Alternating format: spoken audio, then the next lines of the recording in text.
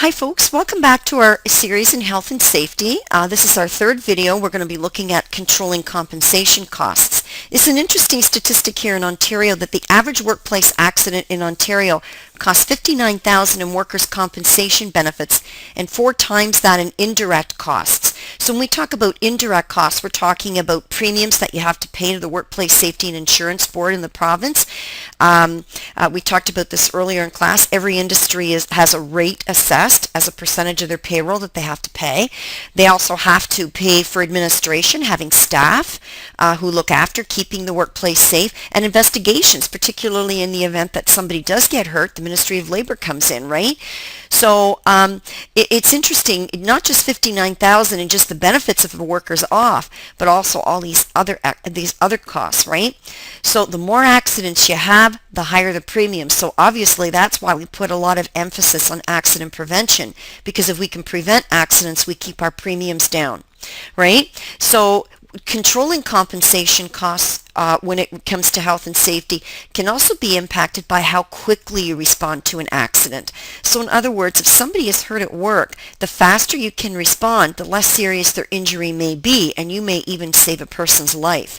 The other thing companies try and do is you don't want to have workers off of work for an indefinite period of time.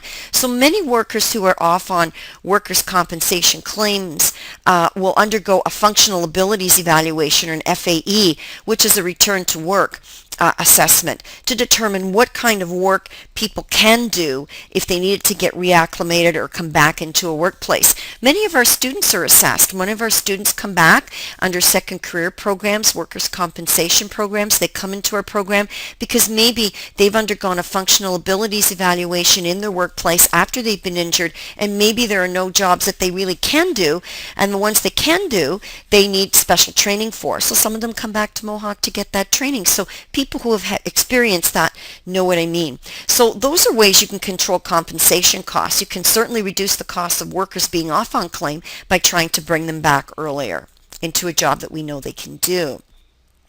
All right.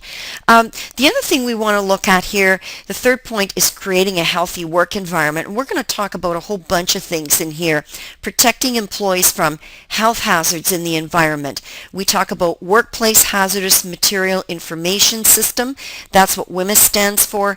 And what that's about is we always work in work environments where there are hazardous substances. Even if you work in an environment where you have a photocopy machine, a printer at home, you still have those cartridges, right, that are full of carbon and ink and everything else. Those things are toxic if people inhale them, open the cartridge, spread that powdery stuff around, it gets into your, you're breathing it in, it's in your respiratory system. So those kinds of things are hazardous. So you need to know how to handle that kind of thing. Air quality in your work environment should be monitored to make sure that it's not toxic. Ergonomic issues, people with back problems need to make sure that they have proper chairs that are comfortable for them to sit in. Repetitive strain injuries are another thing. It's an example of an ergonomic issue. So people who are on keyboards all the time, you need to make sure that your keyboard is a certain distance down from your wrist. So when you're typing, you're not putting strain on your wrists. And again, you want to reduce the spread of communicable diseases. Many students, and not just students, but workers at any work environment come to work sick. They have viruses, they spread disease, that kind of thing. People, when they're sick, they need to stay home. Students, when they're sick, they need to stay home, right? And prevent the spread of viruses. We also talk a little bit here about dealing with workplace violence. We talked a little bit about that when we talked about bullying and harassment in the workplace back in an earlier chapter. We need to make sure that to keep our workplace healthy and with less stress, that people are trained and we have awareness sessions and they know company policy on what constitutes workplace violence and how to prevent it.